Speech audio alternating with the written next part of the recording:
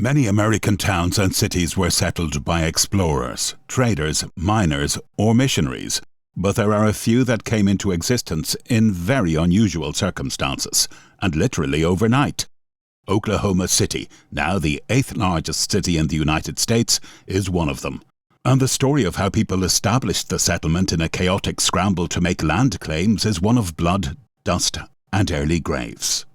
The land run of 1889 witnessed a vast area of prairie grow to a population of 10,000 within hours of its founding. It's no small wonder that today the city is known as Boomtown, its nickname coming from the Oklahoma boomers that rushed to stake a land claim on the morning of April the 22nd, 1889. This land, comprising nearly 3,000 square miles, 7,640 square kilometers, of the Great Plains, was, before the land rush, known as unassigned lands, and formerly land Native Americans had been relocated to, in a journey known as the Trail of Tears, after forced displacement from ancestral lands in the southeast. Much of this was later ceded to the government following the Civil War. Around 1879, a campaign began to open unsettled land to settlement by non-Native Americans. It was suggested that the area was now public land and should be known as being unassigned, or by the name Oklahoma. The government forbid trespass into the area, but pro-settlement speculators and landless citizens, referred to in newspapers as boomers, began organizing and agitating for settlement. For several years, excursions were made into the area known as raids. Surveys were made and homesteads constructed against the law. Government troops continually rounded them up and expelled them for illegal settlement of reservations until, in 1884, a court case ruled that settling unassigned lands was not a criminal offence. The government continued to raid squatters until 1889, when the Creek people relinquished their land claim. With settlement authorized, the government expelled remaining squatters, it being decided that the area was to be settled by a land run. The United States General Land Office sold land on a first-come, first-served basis, though when allocated, they might then be sold on by bid or lottery. The Oklahoma land run wasn't the biggest, more followed, but it is the most prominent. In later years, the government would recognize the inefficiency of land runs and introduced sales by sealed bids. In this contemporary account, written in the aftermath of the land run, you will discover the chaos of that morning when tens of thousands of people raced on horseback, wagons, and trains to claim land. Tent cities appearing overnight in what would become the settlements of Oklahoma City, Kingfisher, Reno, Norman, Guthrie and Stillwater. Find out how, through bloody fights and famine, the Oklahoma boomers settled the prairie. Before we move on, if you're interested in history like this, and you want to find out more about what life was really like for people in the past, please consider subscribing for more content. If you'd like to support what we make for you, check out the description for links to ways you can help us continue bringing the past alive. Rome, according to the old saying, was not built in a day. But there are 2 towns in the United States, to mention no more, which were built in an afternoon. On the morning of April the 22nd, 1889, these towns were nothing but prairie land, with no signs of civilization. Lifeless patches in a flat and fertile country. But at 4 o'clock in the afternoon, they were teeming with population. Streets were marked out, municipal governments chosen, banks, post offices, gambling saloons, and other conveniences of a motley civilization had been erected, and at evening, the sun which had risen upon an empty land set upon thousands of excitable men, women, and children. Rough wooden houses, and myriads of tents. This is no fairy tale. The names of the places are Guthrie and Oklahoma City, and the story of their foundation and settlement by the Oklahoma boomers lacks a parallel in the history of any other land.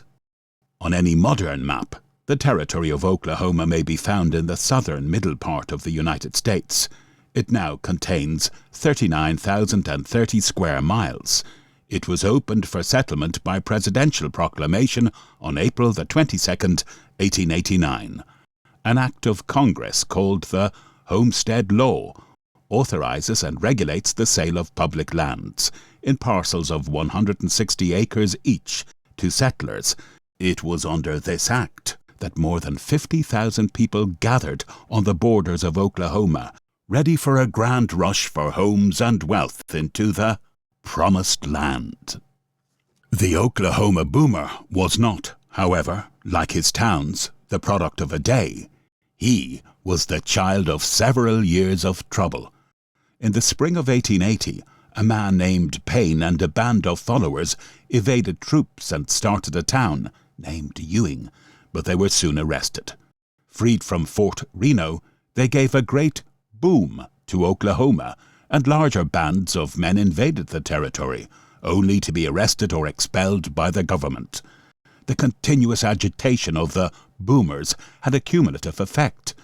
Discontented people from all over the states began to look upon Oklahoma as a paradise and the healer of all woes. The proclamation of President Harrison brought the excitement to a head, and for weeks before the opening day, the borders of Oklahoma were jammed. One man, with his wife and children, had been living there for over 2 years in a van, waiting for the day of days. The night before the opening, thousands of boomers paraded along the border, singing, shouting, and making a deafening din to mark their arrival, and scores of campfires lit up the prairie for miles around. The signal for the opening of Oklahoma was to be a gunshot, and as midday approached, the excitement was intense. Swift horses, good for a long gallop across the prairie, were sold at enormous prices. Affectionate family partings took place, and wives and children were sent to the rear, where the caravans were waiting. Some bloodshed occurred between desperadoes at the head of the line. This was held by men on horseback and light carriages. Some 2,000 troops were necessary to keep the boomers in order, and to see that no one started before 12 o'clock. A railway company had made preparations to move 5,000 settlers with 1,000 carloads of furniture. The trains due to start at 12 o'clock were crowded with passengers. Hundreds climbed to the top of the carriages and hung on for dear life, and the cow catchers, locomotive guardrails, were jammed with people, huddled together like locusts. It was a restless, swaying throng. The future towns had already been selected for settlement, and the first man who got there would get the finest claim. At 12 o'clock, the gun was promptly fired, and the booming of cannon announced the opening of the Promised Land. Almost indescribable confusion prevailed. The leading horses took to the ground in a dead gallop, raising a cloud of dust that nearly covered the riders from view. Collisions occurred, but oaths were lost in the deafening noise. The trains whizzed along with their swaying crowds, but the horses had the best of it. One man ran down the railway line for 6 miles, with a tent, blankets, camp dishes, and provisions for 2 days on his back, and arrived at his claim in 60 minutes. One of the leaders in the grand rush was a daring girl, who secured the best lot in Guthrie. The riders were followed by a procession of wagons 3 miles long, containing furniture and food for the boomers. One boomer carried over the border a load of coffins, which met with a ready sale. 5 brothers who were accompanying a caravan disputed with some neighbours regarding the right of way, and 3 of the brothers were killed. It was a remarkable scene of hurry and dust, reddened here and there by the flow of blood. The advent of the boomers into Guthrie and Oklahoma City was, unfortunately, anticipated by the Sooners. These were men who had been hiding in the territory, or who had slipped over the border in defiance of the troops. The result was that, when the boomers got to the site of their intended cities, they found that the Sooners had preempted the finest claims. Disgust and rage were therefore followed by a general scramble for the remaining lots. Tents were quickly erected, and sticks stuck into the ground to denote ownership. It was safer, too, for the owner to stay where he was and hold guard over his claim. Many of the boomers erected signs on their lots, with humorous inscriptions such as, "Keep off the grass," "This is mine," and "Don't monkey with the owner of this lot." A ghastly spectacle was the figure of a man hanging from a pole with a black cap over his head and a sign on his breast saying, "Property must be protected." It effectively scared away intending thieves, but it was merely a dummy, used in odd moments as a punching bag, but these odd moments were very few. Boomers were scampering about trying to buy and sell lots, and many thousands of dollars passed hands in an afternoon. The land office, which was erected for the purpose of registering names and claims, was besieged for hours by a throng of excited applicants. Lawyers did a rattling business in making out papers and settling disputes, and the citizens in general turned their attention towards a municipal election. In Guthrie, nearly 100,000 votes were polled. A bank was also started with $50,000, £10,000, capital. A daily paper, called the Oklahoma Herald, was issued during the afternoon, and thousands of handbills of all descriptions were scattered among the boomers, showing that various trades had been successfully started and shops opened. The inevitable reaction began in 3 days. Water grew scarce and was sold for $1 a bucketful. Food sold at famine prices, and eggs, fit only for theatrical purposes, brought unheard-of sums. The boomers had discovered that Oklahoma was not a paradise, that the available fertile territory could not begin to accommodate the 50,000 boomers who had crossed the border, and that starvation stared them in the face. The railway was utterly unable to cope with the exodus. Building lots, bought for big prices, were sold dirt cheap. A Wisconsin boomer sold 2 Guthrie lots, 1 tent, 30 shillings worth of blankets, and a week's provisions for less than a sovereign, and kicked the dust of Oklahoma from his heels.